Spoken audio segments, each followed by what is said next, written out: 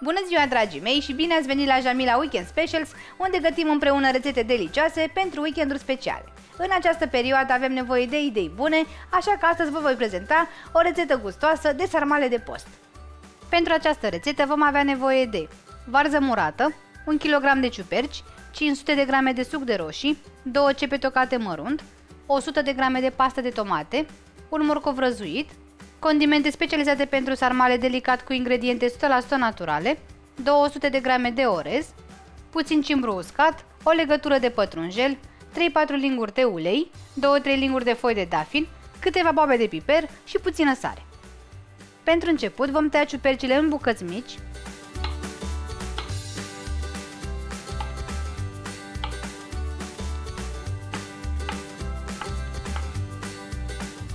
Apoi punem ulei într-o tigaie preîncălzită, adăugăm ceapa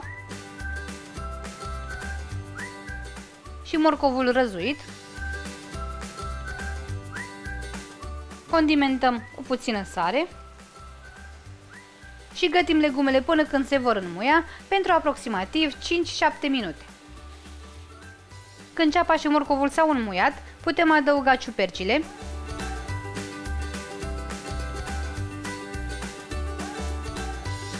și le gătesc și pe ele până când se vor înmuia și își vor pierde din volum.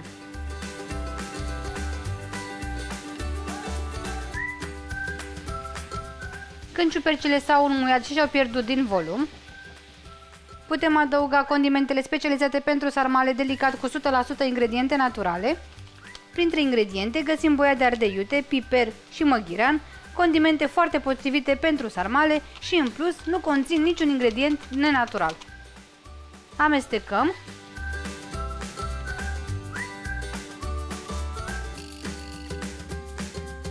și adăugăm și orezul cu bobul rotund, care este foarte bine spălat și scurs, pasta de tomate și puțin cimbru uscat.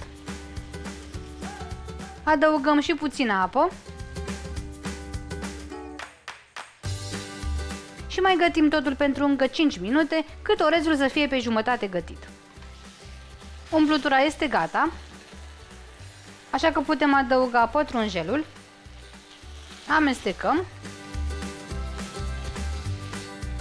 luăm tigaia de pe foc și așteptăm ca umplutura să se răcească înainte de a ne apuca de sarmale. Compoziția s-a răcit, așa că putem împacheta sarmalele, deci voi lua o frunză de varză, o tai puțin,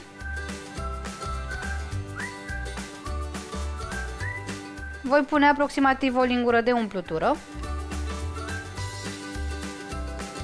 și voi împacheta cu grijă fiecare sarma.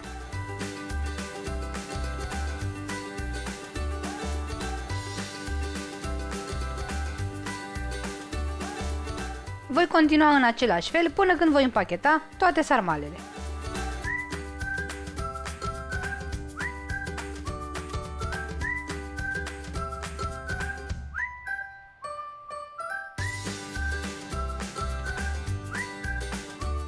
Am terminat de împachetat sarmalele, din toată cantitatea am obținut 42 de bucăți, le voi pune acum într-o cratiță în care am pus un strat de varză tocată la bază, peste varză voi pune 2 foi de dafin, puțin piper boabe și puțin cimbru.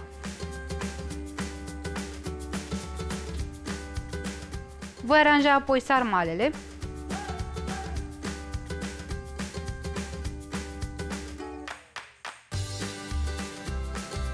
deasupra. Voi pune frunza de dafin rămasă, restul de boabe de piper, restul de cimbru și voi mai pune varză tocată cât să acopăr foarte bine sarmalele.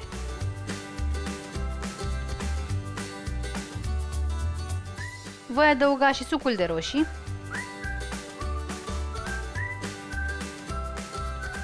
și completez cu apă până când voi acoperi bine sarmalele. Pentru a proteja sarmalele, voi mai pune deasupra câteva frunze întregi de varză.